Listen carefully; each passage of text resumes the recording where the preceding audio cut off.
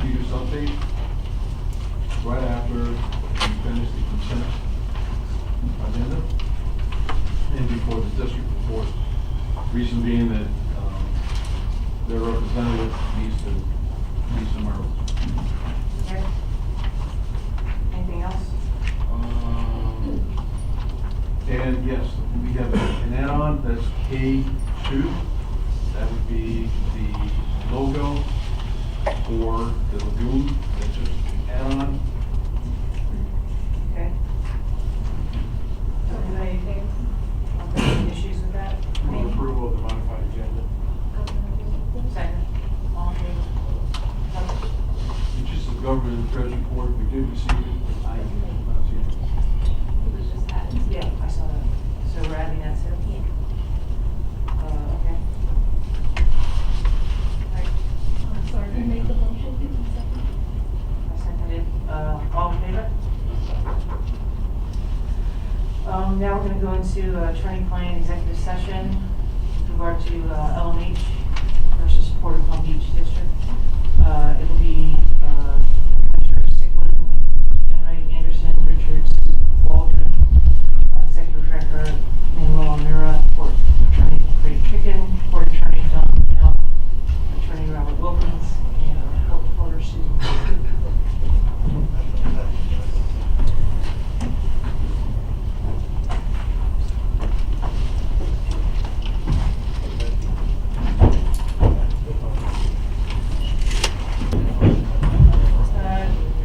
So we're back from our executive session, and I will ask for approval of the minutes.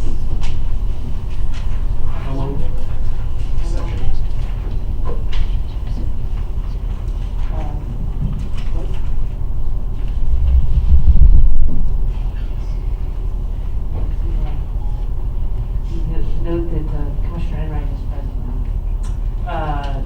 So all in favor of the minutes? Aye.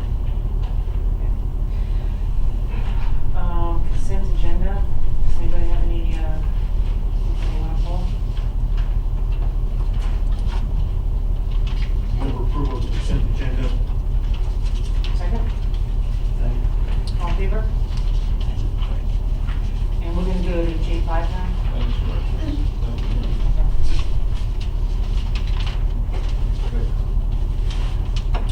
Good afternoon, Commissioners.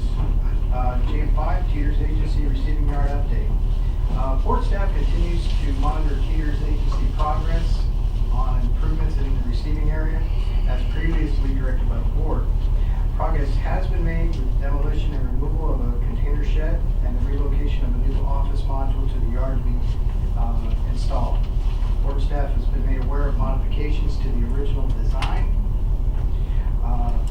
by Teeter's ownership, which were previously presented to the board. A representative of Teeter's Agency, John Turner, is here with us today, as well as Sherry Teeters, if there are any comments or questions of them. Good, next slide as well.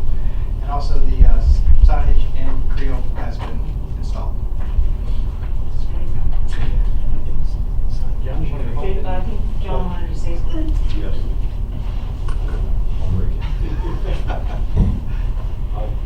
Thank you, Commissioners. John Turner with law firm Saul Ewing, Arnstein and Lear, on behalf of Teeter's Agency.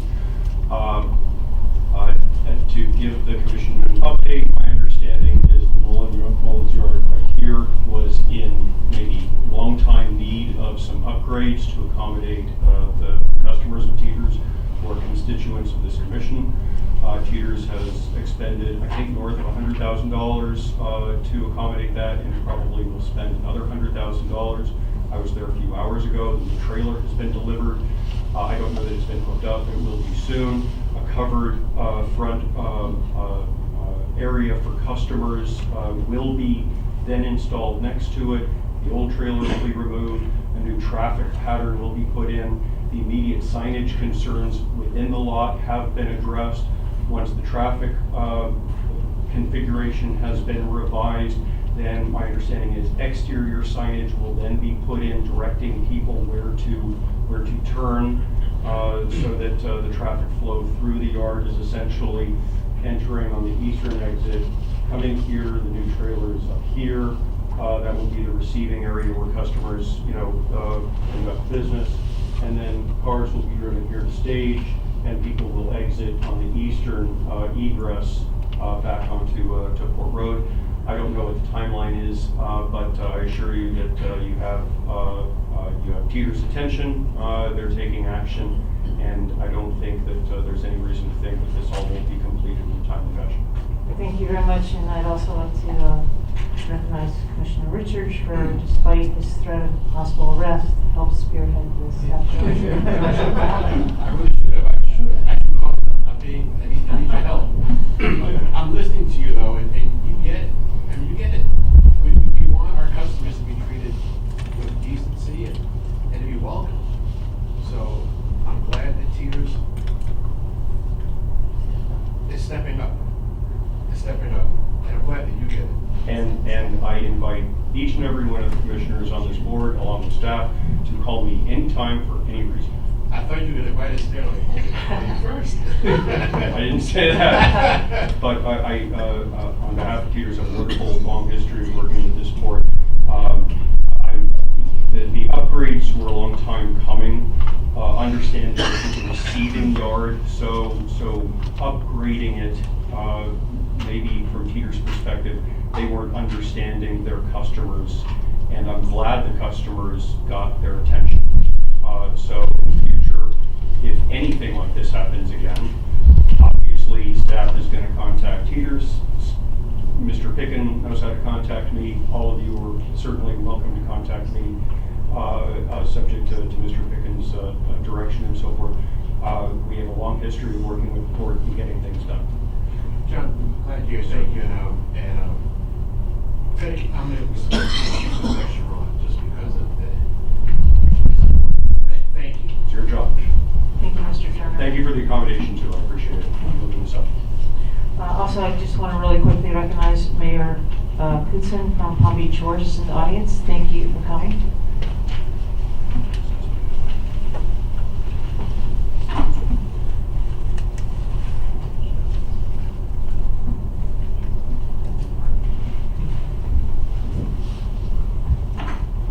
All right.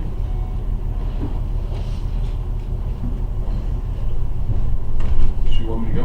Yes, I'm sorry. That's fine. Yes, please proceed. Sure. By the way, I would also like to, she left us, but Sherry Teeters has also been instrumental in obtaining those fast results. All right, commissioners, under my executive report, I'd like to start off with our recent tenant coffee meeting that we had. We try to hold these every quarter. The last one, which happened a couple of weeks back, was back on Tuesday, February the 5th.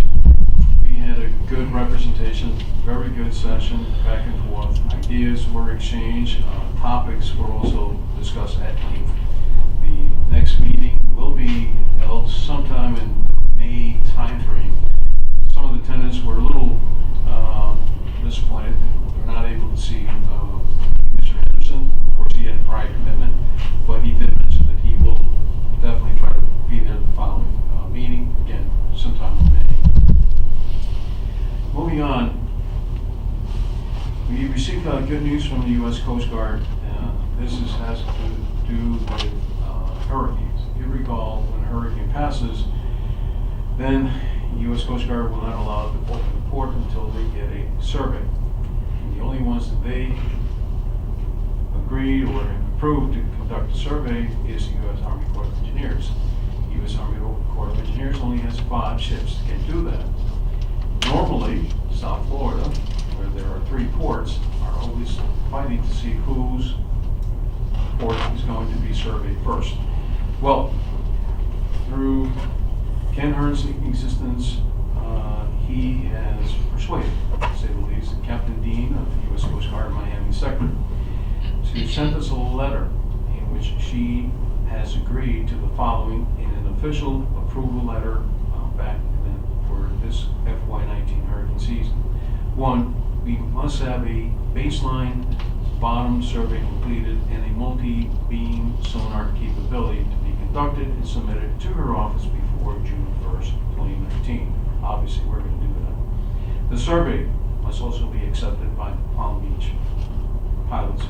Association. That should not be a problem. She will utilize the data in U.S. Coast Guard Sector Miami for approval of reopening the port. Bottom line, we could see the port opening within 24 hours after a storm, if obviously they find that there are no obstructions in the water. That, Commissioners, would be a major hurdle, because again, there are 3 ports, Miami, Port Everglades, and ourselves, always fighting to see who or which of the ports is going to be surveyed first. So, thank you, Ken, good job, and we'll see if Miami sector, in fact, will abide by their promises. I have a question on that. So this is just for 2019. This is something we are anticipating. We hope, yeah, we hope it'll be a repetitive, but so far, 2019, this upcoming season, we just Okay. went on the ball. That's great. Do we have a baseline bottom survey? We're about to. Yeah, we've had it, we've shown her, and we're surprised. Want to add anything? Yeah, I mean, we actually had one created for the 2018 season.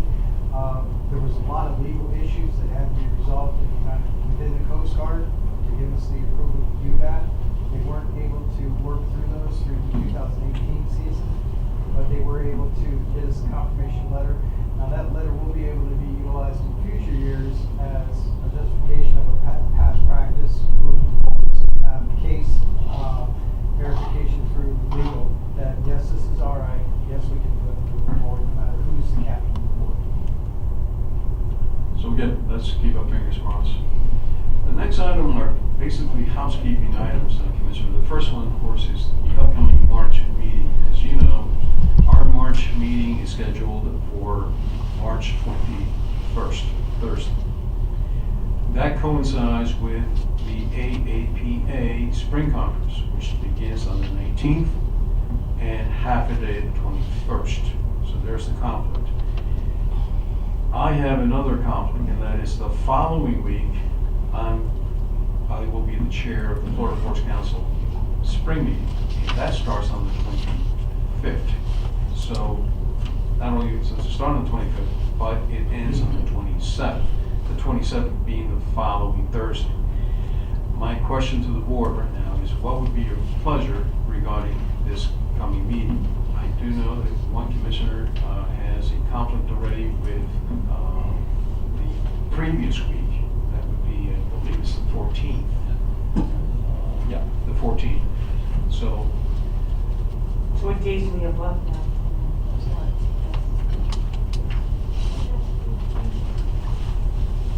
Friday, 13th? No, we'll be here probably 28th. That's probably my birthday. I think someone's at 28th, is good for everybody? 28th. I'll be driving down, but I can make it. Thank you, I appreciate Down it. on the 27th. Here's what I He's have. out. He's out, 27th. Here's what I have. I have Friday the 22nd, Monday the 25th, Or you can do this 29th. or Friday, 29th. yes, Friday the 29th. So you can do the 25th, Monday? I can be here, Or yes. does that have, you guys do that? 25th? Monday. Yeah. Okay. Let's do the 25th then. All right, so it's March 25th, Monday. Okay. All right.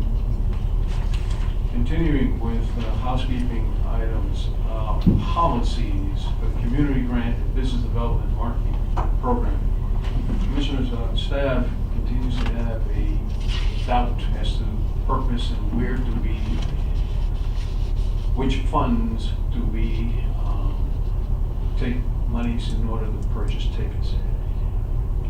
For the board, it's a general question. My understanding is we are only given 2 tickets. That's my understanding. My also understanding is that we have a $1,000 fund as a contingency.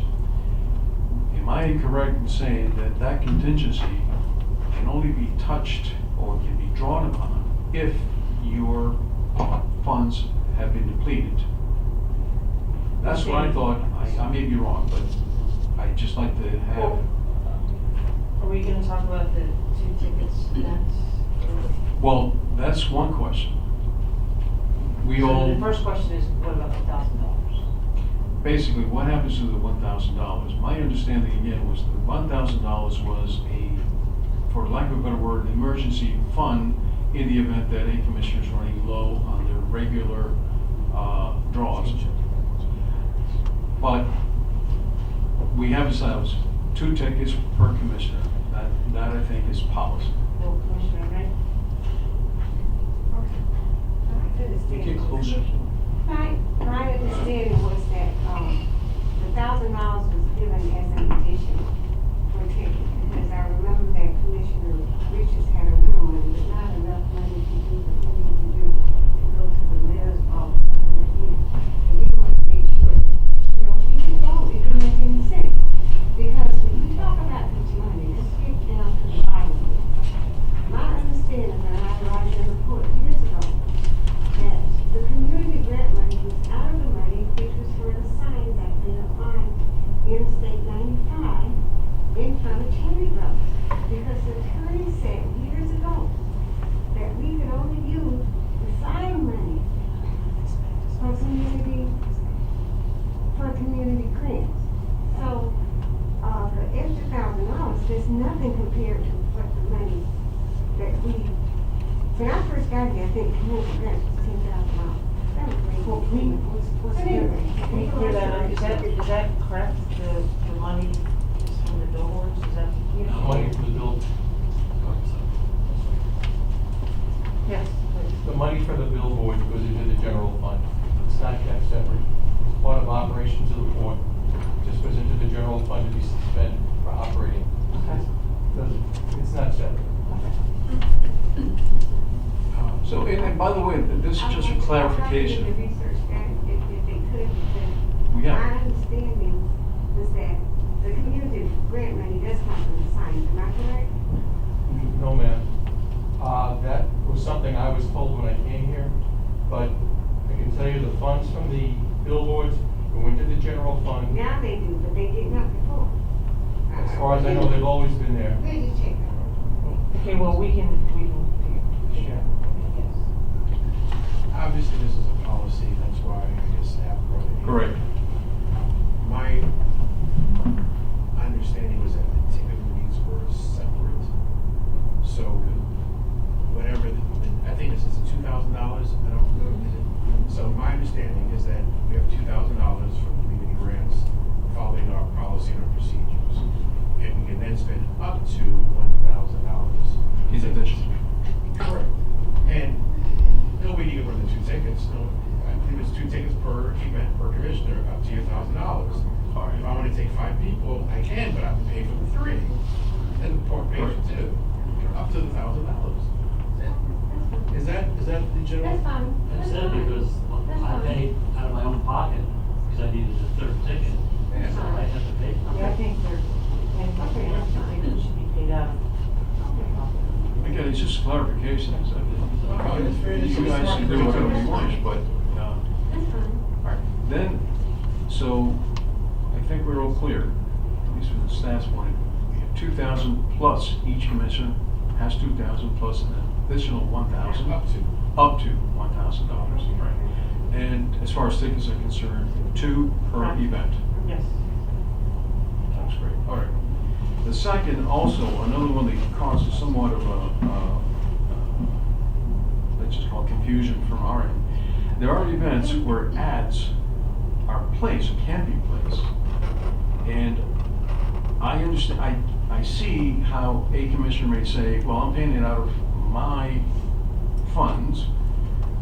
I therefore have the, let's call it artistic ability to put down my name. But in the past, my understanding is that all commissioners in alphabetical orders, names show up. Is that the practice that we should? Okay, I just want to point out, my name begins with a W, and I am not the reason this conversation's happening. I don't care. I mean, alphabetical is fine. Yes. Mayor, the policy for that is if you find an ad, if it is from Port Palm Beach money, then it is a port ad with all our names. You cannot eliminate anybody else or put your name there and forget us. So if the money comes from Port Funds, then it is a Port of Palm Beach ad only through our public relations young lady over there with the names the way they're supposed to be enforced. That's the policy I've always known. Okay? Sounds fine to me. Okay, great. Another clarification. Two more. Nexus meeting rooms. There have been instances where, unfortunately, we have not been told, or we might have even forgotten that there will be a reservation made for one of our meeting rooms. What we like to establish is what you see up here.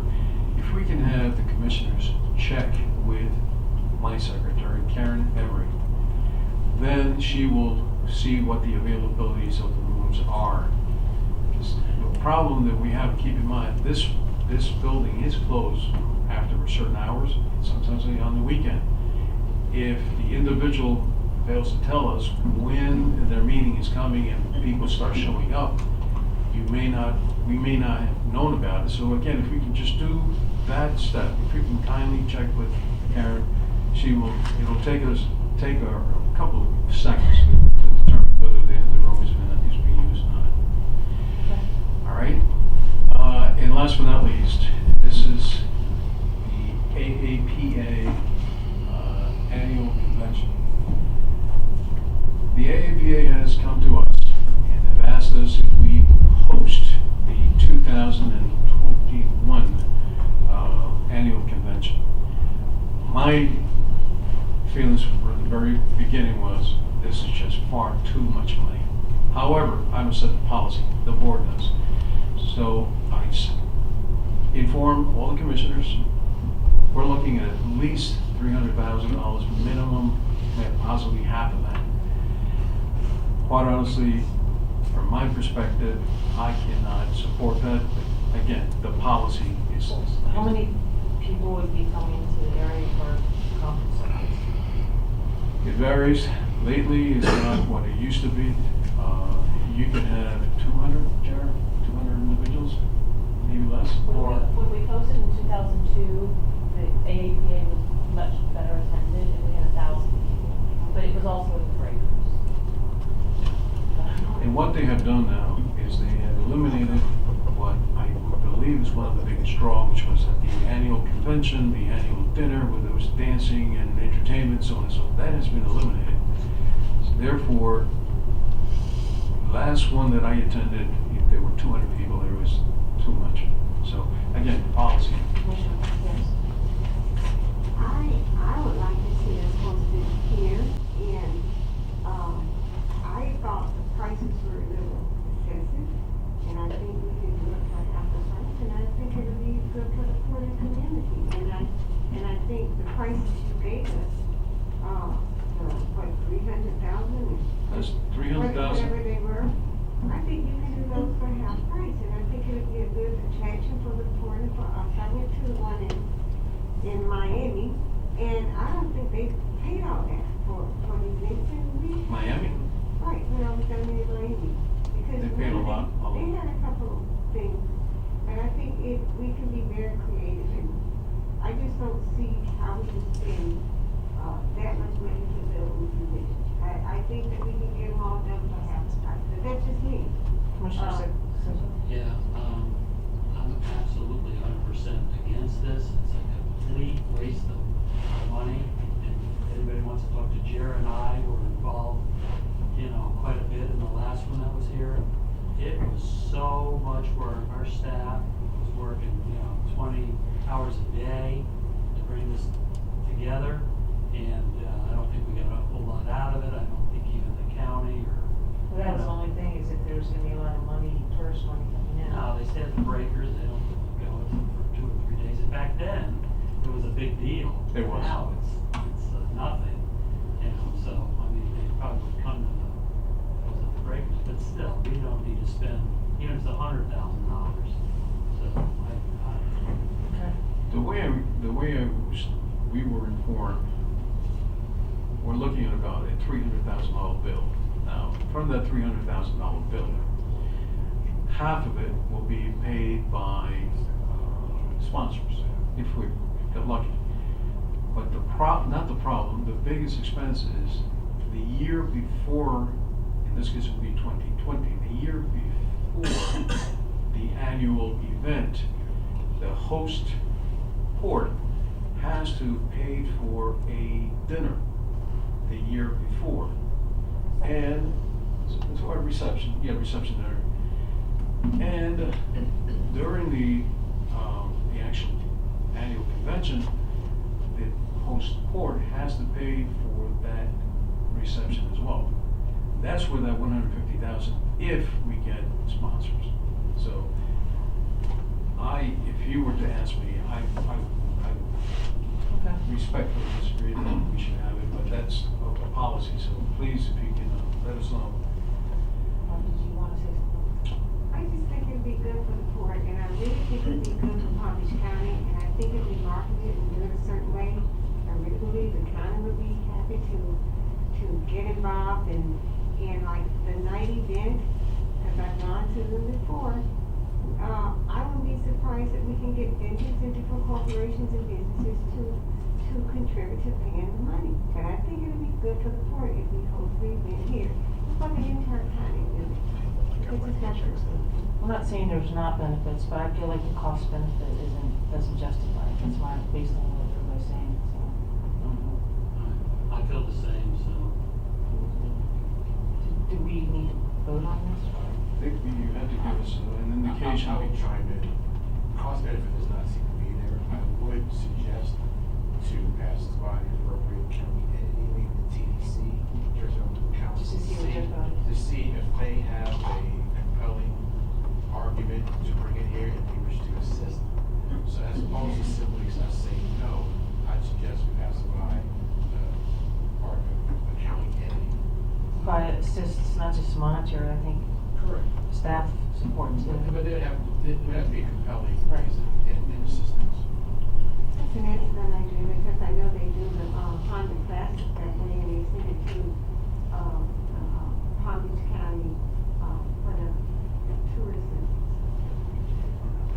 All right, I'll bring it back in March 25th, Monday.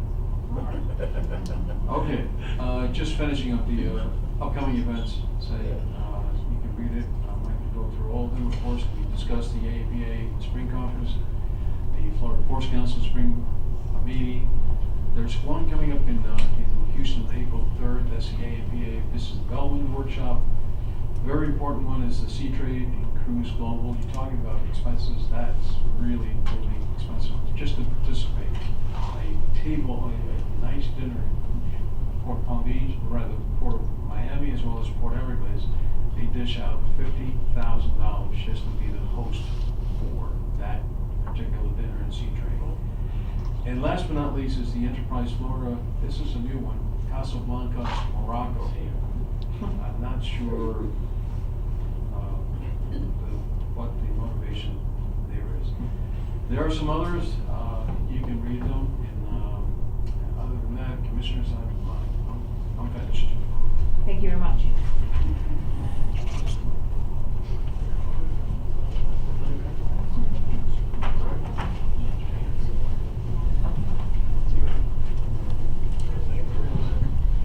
Hi.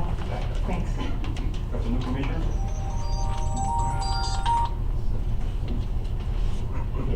Yeah, here.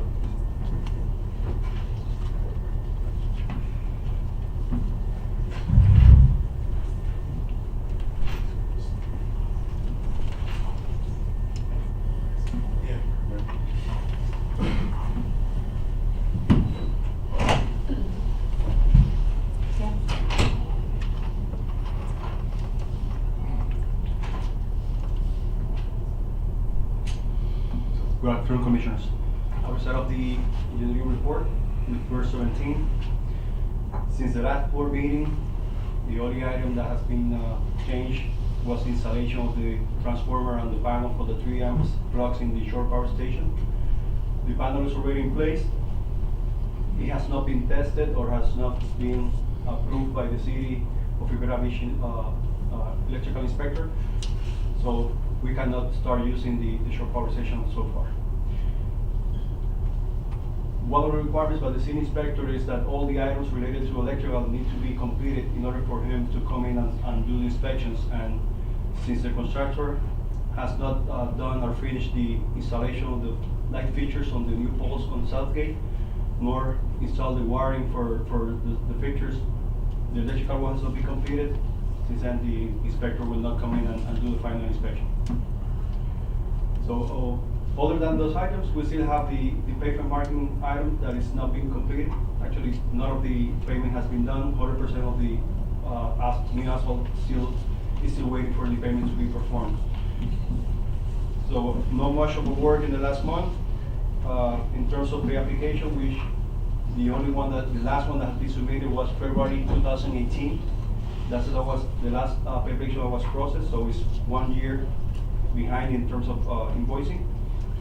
And even though we had contacted the contractor, we have not received a schedule of how much time or when the project is going to be completed. There are items related to litigation, but I'm sure it was discussed in the second session. Commissioner Sickles, You actually talked to someone from them? They Yes. actually speak to you? Yes, I always speak to the project manager, which is John Capasso. Right. Yeah, they're not here, they don't have any equipment or trailers or anything. I spoke to him, and basically what he told me is that all the items that are left to be done are all subcontractor works, but the subcontractors are not willing to come in to do work. And that's based on the fact that they have not paid their subcontractors in the last year. So nobody's willing to come in and finish the active work. And that is what is holding up the project to be Did completed. you like say to them, well, what do we need to do to get this finished, or doesn't he say? I mean, somebody's gotta have an answer from the construction. Well, I spoke off the record with some of the subcontractors, and they have told us that, for example, the pay application guy, the guy that has to do the pavement, he was the same guy that did the asphalt pavement. He said, we just invest too much money in the asphalt and we have not been paid, so I'm not gonna spend another nickel in the project. Yeah. Same thing with the electrical guy. He said, I know it's only probably $20,000 to $30,000 just to finish it, but there's so many hundreds of thousands of dollars that have been waiting on to be paid that they're not willing to invest more. Yeah. Okay. yes. Greg Pittman, Jerry Dietrich, and Ryan, it would be possible to terminate and turn it over to the bonding company for completion, but you need to hear that through, I guess, Don Bicknell and Rob Wilkins as to whether that's the alternative you want to pursue at this time. Well, eventually, we're gonna have to do that, I would assume, but that's something for next month. And in addition to the items that are not being completed physically, in order to close out the project, there's a lot of documents, for example, as-built and testing certification and startup documents for electrical items that need to be provided to us, the owner, in order to contractually close the contract. And since the project is not being completed physically, imagine how far back they are in the actual documents that need to be submitted to us. So those go hand in hand.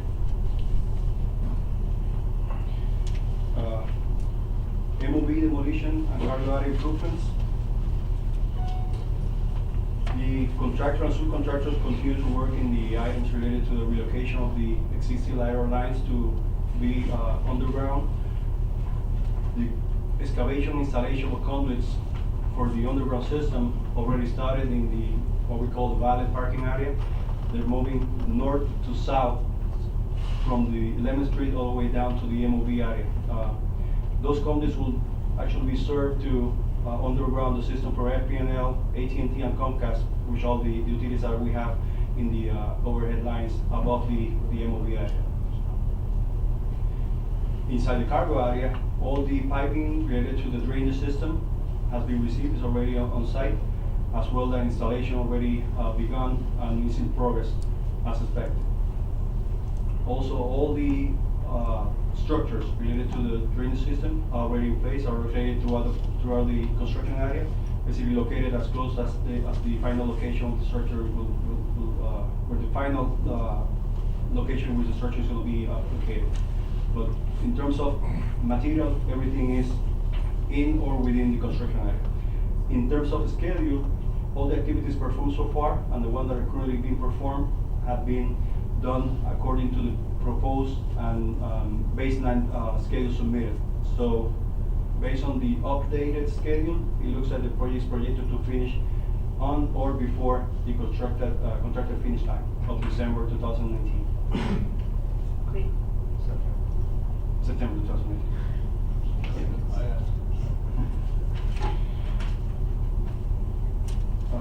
In the last board meeting, well, commissioners approved the board staff to advertise for the RFP of the Berth 1 fourth head replacement project. Since then, Kimberly Horn, which is the engineering of record, completed the design of the drawings, and we went out for advertise on the published post on February 10, and also the documents were available to download on February 12th. Our compulsory pre-bid conference was held on February 14. It was well attended. A lot of companies nationwide, known companies as well as mid-sized local Florida companies attend the meeting. So we expect to have a lot of proposals for this bid. The deadline for the bids to be submitted is March 12th. After that, for staff will have the first qualification process with an internal committee, and then in hand in hand with the engineer firm, we will review, tabulate, and have the bid proposals ready to be submitted or presented to the board on the March board meeting in order to get recommendations and approval to award the contract. The project is expected to, we need to start by May 1st based on an agreement that we have the actual tenant using the berth. So if we receive approval to award the contract in the March board meeting, we have plenty of time to go to the city, get the permit, and be ready to start construction on May 1st. Any questions related to Berth 1? Thank you very much. Now, Commissioner reports. Commissioner Wright, anything?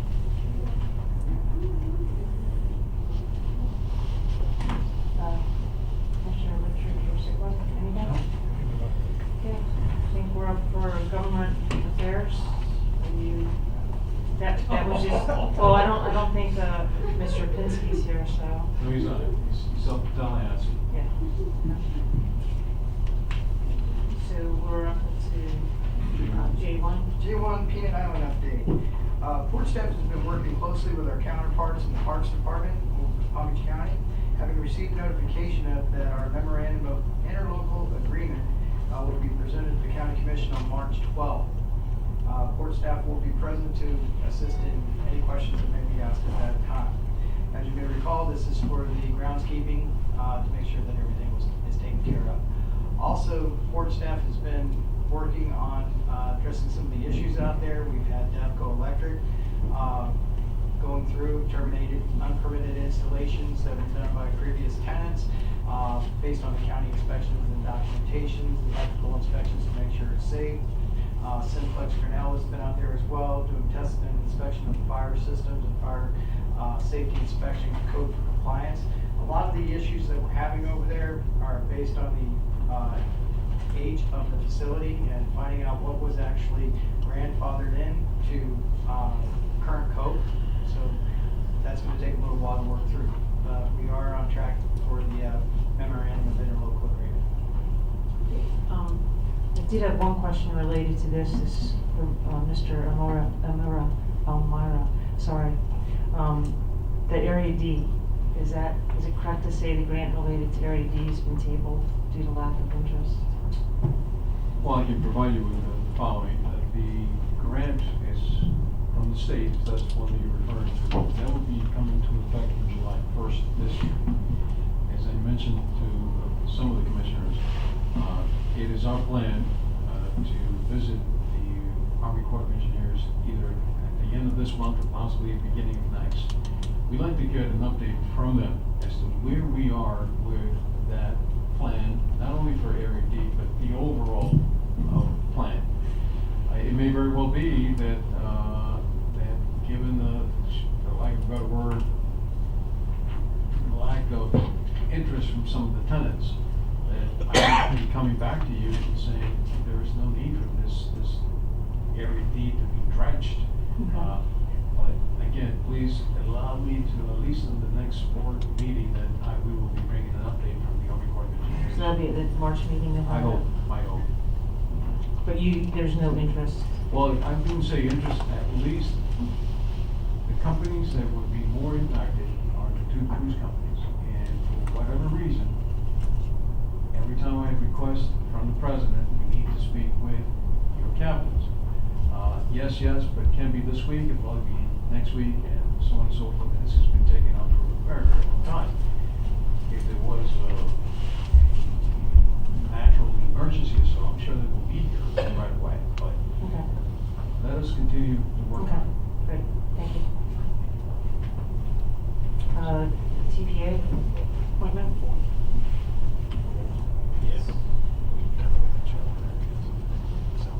Commissioners, I misled you with the housekeeping. I said I was done, but there's one more, and that's this.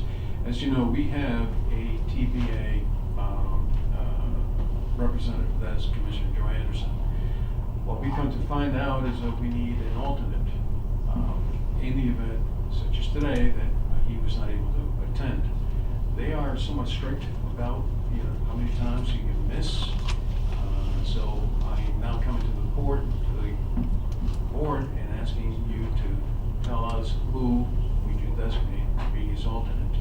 I was the previous one, so I'm happy to be the alternate for Joe unless. So moved. Thank you. You should vote. All right, thank you. I move accordingly. Second. Okay, I think we get the point. Oh, we have a vote, okay. All in favor? Aye. All right. Next, office of, IG. Yes. Commissioners, if you may recall that back on the January board meeting, staff was requested to make an inquiry of the Office of the Inspector General of Palm Beach County, whether this agency would consider entering into an interlocal agreement. I went ahead and I contacted Mr. John Carey. Initially, he said that he was not able to simply because of lack of staff. He would have to go to the county board and request additional staff. Concern there is, why would you be asking for staff? Don't you have enough of what you have? Yes, but I will be expanding my scope to now cover the Port of Palm Beach. It's been about two and a half weeks since that happened. Then he sent me an email in which he said I would do it, or my office would be capable of doing it, if two things were involved. One, he charges $90,000 a year. Or, number two, sign a support agreement for the specific desired audit or investigation requested by the Port Authority. The Port would pay for the specific hours the IG office required to complete the audit or investigation. So here's the nutshell. If we were to pursue and have this agency be part of the Port to conduct audits or investigation, it'll cost us $90,000. Now, I think it's worthwhile reminding ourselves that we now have the same ability from the state. And if you look at the State Inspector General's office, which we are now get for free, it is exactly the same type of audits or investigation that this Inspector General office for the county would be conducting. So my recommendation, of course, is why spend the $90,000 when we can get this already from the State Inspector General? But I don't make the policy. The board makes the policy. Commissioner Emmett. Madam Chair, I know that Commissioner Sickman brought it up, and if he still wants to do it, it's fine with me, but my only problem is that I feel that, if you're gonna do this, why are we paying our auditors and all this stuff? But if, Commissioner Sickman wants to go along with it, I'm okay. I'd like to recognize Commissioner Anderson. First of all, I didn't say I wanted it. No, no, I just I know, said you investigate. would. Commissioner Enright just said that. So I'm correcting her, I didn't say I wanted, I just said look into it. But now you bringing up this about the state inspector general, I think that's It's a moot point, very right? comparable. Yep. So we don't have to spend 90,000, and if there is a question out there, we can turn to this agency, essentially get it for no cost. I think the Palm Beach County inspector is so busy. He's got so much going on. He does, That, by his own admission. oh yeah, they are. They just don't have enough overwhelmed. to go around. Right. Okay, do we need to vote on this, or just, does anybody want to push for it? or- No. Yes. Apologize for my tardiness. Just as a quick question, is there an outline when someone would call in to the state concerning the whistleblowers hotline, or they may bring any matters? How does that process work? Well, I have not ever been involved in it. However, I can only imagine that you would contact the state's Inspector General's office. There is a 1-800 number. You see it up on the screen. And then you would register your concern or the disappointment, for lack of a better word. Then it'll be up to that office to then start either an investigation or go ahead and conduct an audit. Commissioner Enright? The process is simple. Any citizen Yes. in the Port District can just contact the Division of Elections and just file a complaint online, which is simple. So if there's someone in the community who finds feel that we're doing something wrong and we're not doing our job, they can just simply just file a complaint. It's simple. So in agreement, we continue to use the Inspector General from the state. Yes, I think that's correct. Thank you. Purchase order for Berth 1? I guess there's two of them. Purchase order and authorization to advertise. Yes, J4 is the approval of the purchase order. So in the last board meeting, in December board meeting, the board approved for staff to go out and request advertisement, request proposals for the purchase of the sheet pile for the Berth 1 project. Kim Horn, which is the engineer of record, went down and proceeded with the design of the bulkhead and came up with a section, C-section for the sheet pile, a 65 foot long sheet pile, coated on both sides, and we went out for bids. The process started in January 8th. We advertised on the Port website, and sealed proposals were received on February 8th. The basis of the criteria for the award of the purchase order was a total 100 points, of which the base was a combination of cost, proposed product, and schedule of delivery. Since the fact that we need the material to be delivered by January 1st, we take into consideration the delivery time for each one of the proposals. So the cost of the supply of delivery was a maximum 50 points percentage of sheet pile that what needed to be delivered, all delivered by May 1st will be 25 points, and if the material was not delivered completely by May 1st, the schedule to deliver the rest of the material would be another 25 points. Two proposals were received, one from Skyline Steel and the second one from J.D. Fields Company. After tabulation, I'm sorry that it cannot see probably clearly. After tabulation, the results were that J.D. Fields came up with 100 points and Skyline Steel came up with 70 points. The difference between both of them was only $67,000 in a roughly $700,000 per proposal, so it's really close. But in terms of the criteria, since the difference between both of them in terms of the cost was more than 10%, they will not get the 50 points for proposal, they will only get 20 points. So, based on the information provided, staff recommends the board to approve a purchase order for the sheet pile of the Berth 1 project to J.D. Fields in the amount of $657,000 and $657.96. Somebody wanna, So moved. all in favor? Discussion. Aye. I have one question. Is the estimate about what that was, our estimate for the cost of the steel? We will have a rough number below $800,000, so. Okay, yeah. And one other question, which doesn't really matter. I understand that all the steel that we need for this, you can't even get it in the United States. So I think China's the only one that makes this, or is Well, the JD Fields was the one that got the approval, and they manufactured in China, correct? Yeah, But one of the items that we had was their ability to provide the material on time. right. And even though they fabricate in China, Yeah. if they had the material in stock, so they will be able to deliver and have it here by May 1st. Very good. Actually, both companies were able to deliver the materials by the deadline of May 1st. So in those terms, they got the 50 points. It came up to the actual price. And actually, it came up to the price of delivery to the material for the project. The difference That's between fine. both of them was $3,000.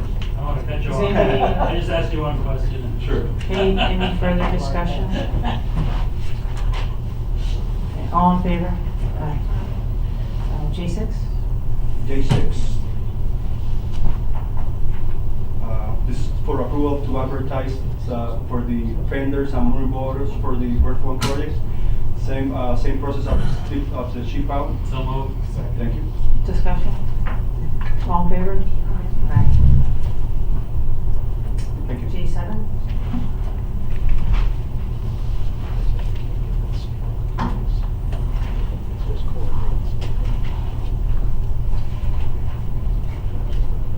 Commissioners, good evening. Carl Baker, Director of Planning. FDOT has made one of their very rare mistakes, although it has come out in our favor. I came before you back in December to get a JPA for the Berth 1 construction. That was for $6 million at a 50-50 match. Since then, they have gone back and determined that they could have done it a little differently, and that they could now give us the money at 75-25, but not all of the money. So, in typical fashion. So now we have a combination of 50-50 money, we have a combination of 75-25 money, and we have a combination of 100% on us money, up to $6 million. However, having said that, at the end of the day, on a $6 million project, our cost will be $215,000 less than what you authorized back in December. Move approval. All in favor? Thank you. Thank you. Q1?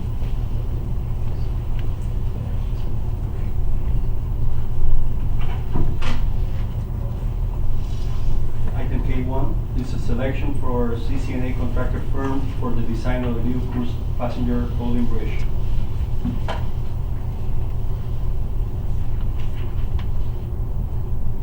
Commissioners, the current passenger loading bridge has been in place since 2003 and has exceeded its useful life expectancy. The system has been exposed to several major hurricanes, and costly electronic and electrical repairs are anticipated in the future.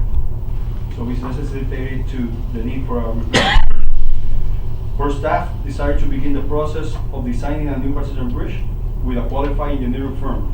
In consultation with the port staff or port council, it was determined that 2 out of the 3 port's existing CCNA contractors qualified to be selected for the engineering firm to design the passenger loading bridge. The 2 companies that are qualified to be selected for the design of this particular project are ECFNL and Kimberly Moore. In order for staff to move forward with the process of design of this project, commissioners need to determine or select one of the 2 companies and approve for staff to start negotiation with this particular firm. Commissioner Sickman, then we have a comment from the public. I don't really understand our council's determination.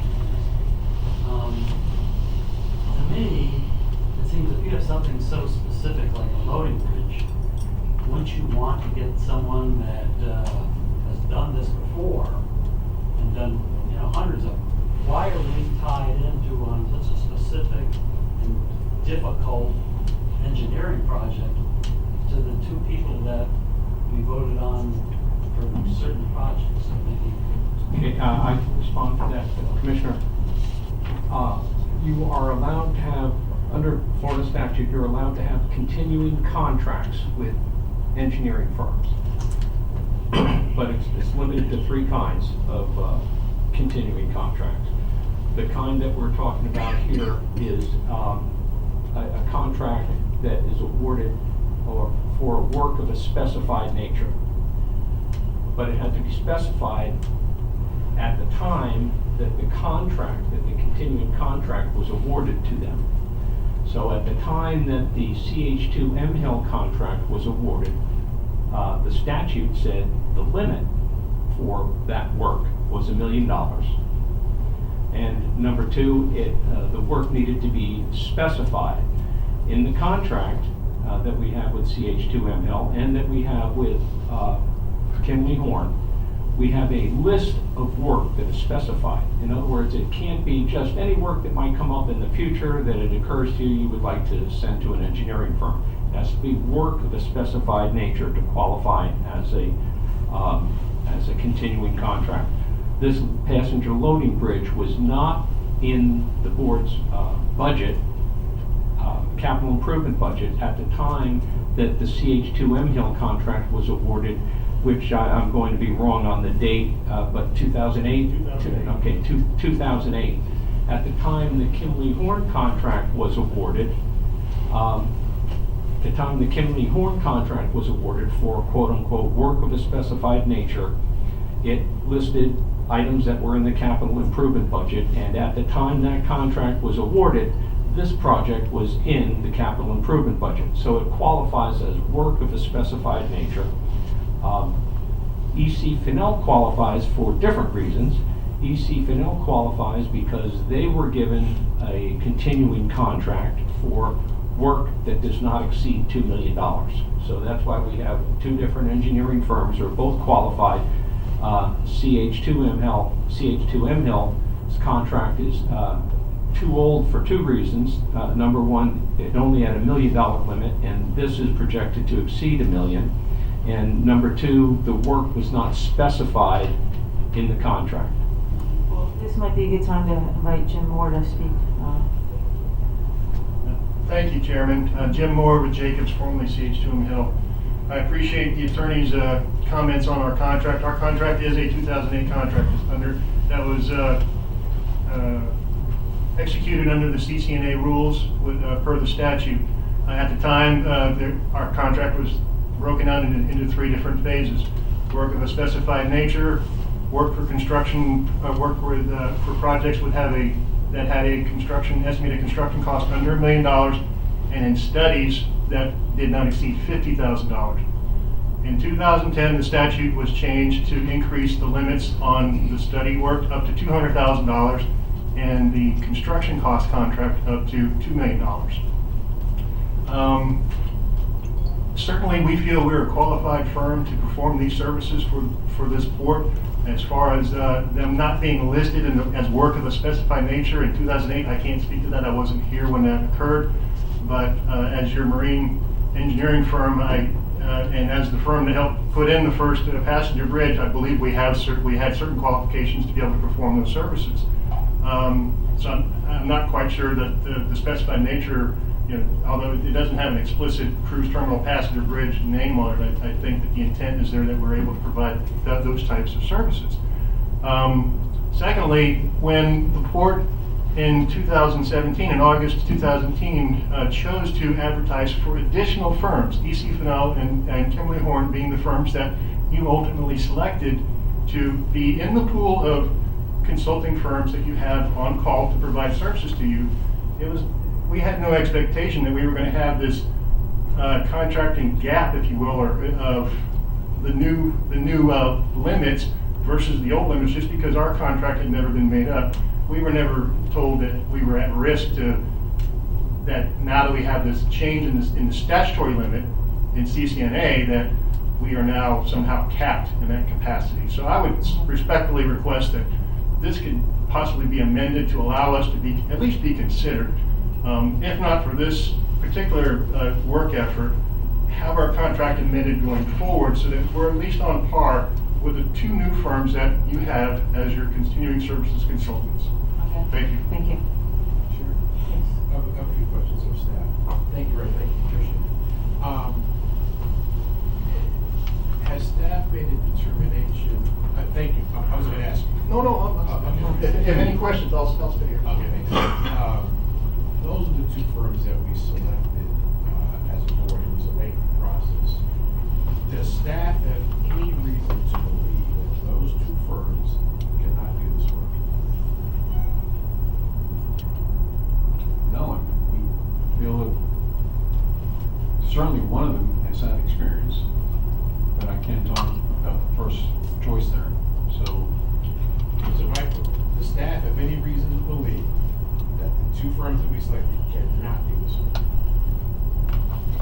that's not, if I understand the question, we feel that both firms today should have and has had experience, and yes, they can do that job. Right, thank you. Somebody. Is EC Fennell PA currently doing any work for us right now? Currently? Yes, they have conducted a study on this building for waterproofing the entire building. And that's currently going on as of right now? Yes, the study was completed. And how much was it? Okay, but yes, they have. And Kimley Horn and Associates, they just won the last previous That is correct. contract, correct? That's the first one. First one. And just to finish, CHM Hill is currently our engineering of record for the MOB development of that pad. Commissioner Enright, go ahead. My question is, so CH2 Hill currently has work and they're working, right? Yes, On that's. the MOB. And then Kimley Horn has, so that project is over me now. And Kimley Horn has a project that they're working at over me right now. Right. EC Fennell does not, because they did a little design job and that's been gone a couple, what, 50,000, 40,000? It was little or no money. And then in the last time that we looked at the firms, I thought that, some finagling went on, but that's my opinion. But I would like to see EC Fennell get work too, and I think that they should receive this contract. That's my. Do you need that in the form of a motion? Well, I think there's No, more let them make their comment. Commissioner Sigmund. Yeah, I'm really concerned on picking someone because they're in the two. Maybe it's none of the four, but I think that on something like a passenger loading bridge, you can't just go out and pick someone who's never done one ever, and they're gonna have to learn on the job. So I don't think that's a prudent thing for commissioners. So maybe it's not Kimley Horn, maybe it's not EC Fennell, maybe it's not CH2 Hill, but whoever we pick. And I don't really agree with Greg's reasoning on this, because as a commissioner, we're responsible for who's doing the work here. So I don't know how we're gonna do this, but I feel adamant that we need to get someone that has done this before and is qualified, instead of just handing it out to someone because, they're on the list or it's their turn. So I don't know, maybe Casey might be able to. Well, wait, I have a question. So these two here, do they both have experience in this specific project? As far as I know, Kimberly Horn does. I am not sure about EC Fennell. If I could address the legal issue, Commissioner. First of all, the CCNA statute starts out saying all engineering projects have to go out for bid, go out through the RFQ process. All engineering firms have to go out through that. Anytime you have a job, regardless of amount, you have to go out through that CCNA process, get qualifications every time. But it makes an exception for certain kinds of continuing contracts. Contracts under $2 million, studies, and work of a specified nature. What the Attorney General's opinions say is that because it's an exception, because those continuing contracts are an exception, it has to be interpreted narrowly, and it has to be applied sparingly. Those are quotes from the Attorney General's opinion. The purpose, and it's stated right in the statute, is to make sure that engineering work is spread around over different engineering firms, and that a special district or other entity does not stay with the same engineering firm all the time for all its work. So that's the purpose of the CCNA. They made some exceptions, which are the three that I mentioned. And that's all I can tell you. That's the purpose behind the statute. That's the interpretation of it. And I know can be kind of a pain in the butt to have to deal with, but we've done pretty well in making sure that the board has qualified engineering services. And I did not mean to suggest that CH2M was not qualified for the work. I'm referring to qualifications under the statute and the restrictions of the statute to be awarded this job. Commissioner Richards? It can also be a pain in the butt. It can be a pain in the pocketbook. It can be a pain in the wallet, a pain in the household. For those companies that routinely they're not get a chance. So I'm going to stop this foolishness. I'm going to make a motion. I move that the K1 be awarded to EC Finance. We're getting down this road. Second. Sure. Yes. I just want to have a little discussion, just say a couple words. I've been here a long time, and I remember when Kimberly Horn had not done any work, the people, companies not done a bit of work at a port, but we gave them the opportunity. And if we don't do that, then, hey, you'll never get to work at a port, because we can take Kimberly Horn from years ago, that we gave them a product, never did it at the port. And then, you know what was so sad about it? They made a lot of mistakes. And we can hire other companies, they made a lot of mistakes. Now they come to us, they have all the experience. And now we cannot look at a company that has never had the experience before. That's wrong. That's it. You're saying you don't know if EC Finel has this? I absolutely do not know whether we have or not. You know, we're not talking about work in the water. I have an engineering degree. You have statics. Engineering is not engineers. This is not marine related. This is not water. They have been selected by the board, and the same people that come to the feeding trough every month have been here for years. The same people feeding that trough have been here for years. I'm not going to support the same people coming again and staying up here again and again and again and again and again and again and again and again and again. No. We spent weeks and we had a vote. And then even after that vote, I'm not sure what happened. There was some confusion, some concern. This is pretty straightforward. It's a loading bridge. We have an entity that we have approved. Why are we now questioning that? Why? Can somebody tell me why we're questioning that? Commissioner Sickland? Well, as long as they're qualified, then I have nothing against EC Finel. But there's going to be plenty of projects. So if someone, our engineer or someone could just explain to me that, you know, this isn't a problem to hire someone that's never done anything like this, then I'm fine with it. Commissioners, if I could make a clarification here, I'm not advocating how you make your selection on this issue. My point is, I would like to see if CH2M Hill, Jacobs, CH2M Hill can get our contract amended, so we're at least on par. Okay, that's Based on a these separate numbers. issue. So as long as, so we're hearing from our engineering group that both are qualified. Is that what I'm hearing?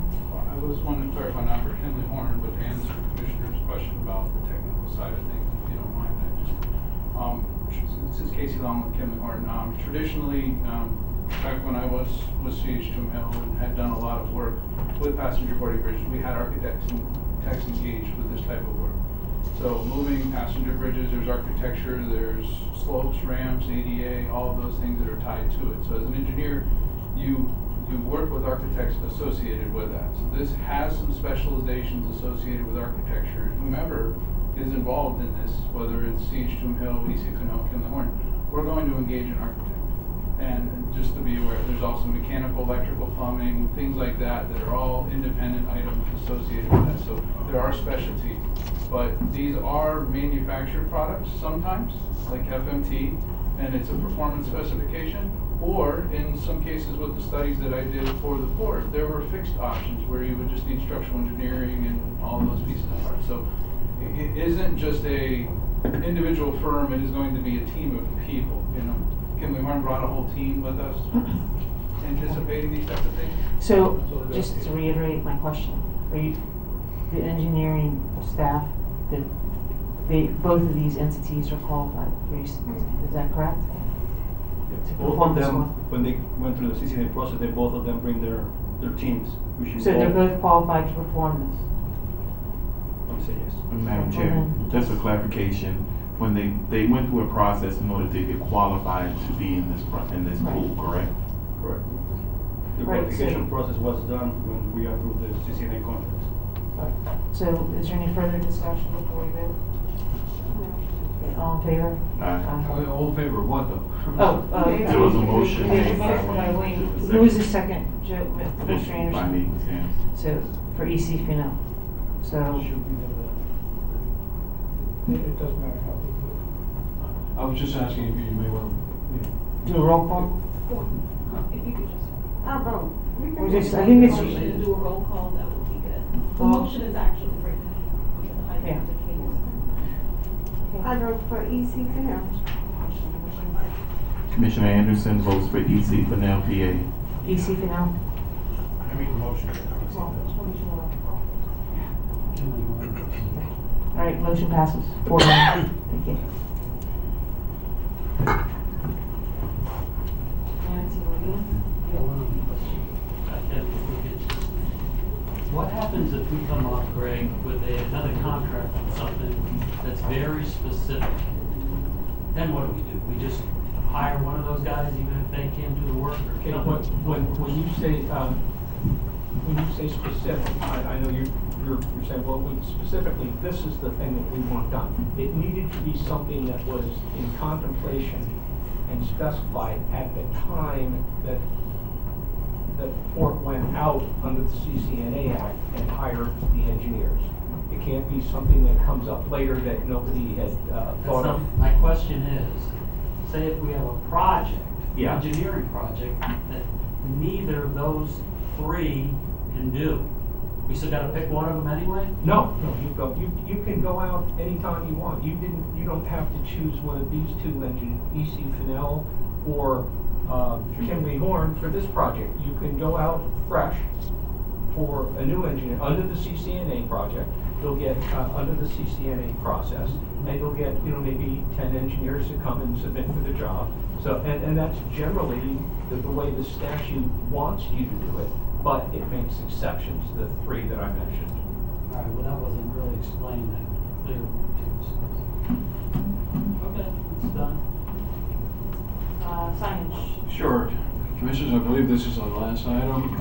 The Manatee Lagoon group has come to the port and have asked us if we would allowed for this sign that you see on the screens be placed on that wall that you see on the way south once you pass the bridge. It'll be on your right-hand side, right what would have been an entrance to Southport. Yes, we own that wall, correct? Yes, we do. I think it's Yes. 8 foot high or. 10. 10? That's the concrete 8. wall that we put up. That is correct, yes, and it's been painted by us. Yeah. Now, they would go ahead and do all the preliminary work, meaning the artist's design, as you can see, is already accomplished, and there are, the next step, should we approve, would be for them to go to the city of Riviera Beach, and they would be in charge of absolutely everything there is. All we would just need to do is give them the approval to, for the approval. Second.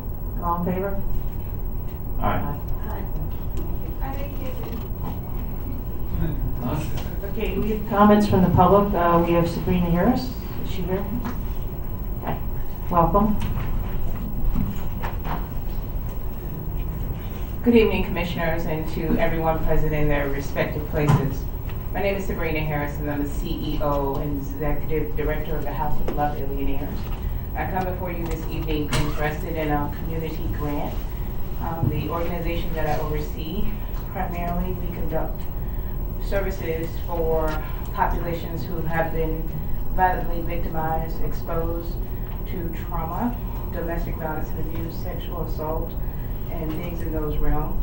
I am a survivor of both, and the work that we do is very intensive but definitely needed. What we recently did was we birthed trauma workshops that are community-based. The first one we hosted was January 26, 2019, and it focused on violent victimizations, and it went in several different quadrants. So we started out with personal testimonies, and then we went into psychoeducation, and we also round out the setting with holistic approaches. So not only are you able to gain knowledge about trauma exposure, walk through your experiences, but we also introduce coping strategies to include meditation, yoga, and things of that nature. The reason we're seeking the funding is that we're doing these on a monthly basis. The next one will be March 23rd, and that's going to focus on the topic of adverse childhood experiences. We're bringing in professionals to speak on the topic. We have a yoga expert who's going to focus on child yoga. And we'd like to, in the future, host all of these forums for free. So the monies that would be donated in this regard would be used for that purpose, for the setup, for the marketing, advertising, for the honorariums, for the professionals, and things of that nature. So I do have information on the organization. I did email and Amy Gonzalez. She has helped me considerably, and she's been very kind. So we're here, we're doing the work, and we just would like your support. Thank you very much. Somebody, will you send out an email about it so that we can, okay, thanks. So if you can give Ms. Howard the information, she'll send it out to all commissioners. Okay? So, if I may add? So I believe if you get information to our staff, you're going to be on our next agenda. Okay. Thank you very much for your great work. Thank you. Any more comments from the commissioners? I just have one comment. I've said it before. I know that I understand the pain of CH2 and Hill and all the companies, but I just want to say that if we don't give an opportunity to small companies and give them experience, they will never exceed in being great and big. Just like I said before, and I said it again. Kimberly Horn came here, 15 years ago. I know, with no experience, with no work, working at a court and other little companies. And we gave them that opportunity. They would not be where they are. So when we can see another company that comes and says, hey, you don't have experience, hey, I think it's wrong. That's it. Other than, sorry, I have a cold attitude, all of that. I made sure I didn't give it to you. If I didn't love you, I would take my mask off. Okay, Commissioner Anderson. Oh, Madam Chair, yes. I just again want to apologize. I had jury duty, and this is my third week, so it's coming to a close. So hopefully, I'll be punctual on the next couple of meetings. Sure. Thanks. Nothing from me. Commissioner Richards. Nothing further, but thank you, Sam. Commissioner Sickland. And we are adjourned until March. Sorry. Tell him about March 25th. March 25th at 4 o'clock. and also an executive session. And yeah, we'll be having another executive session. Are you asking for an executive session? Yes. Yes, the council is requesting executive Yes, thank session you. in connection with LMH for Palm And if time permits, briefly meet after the meeting. Where's your Next meeting.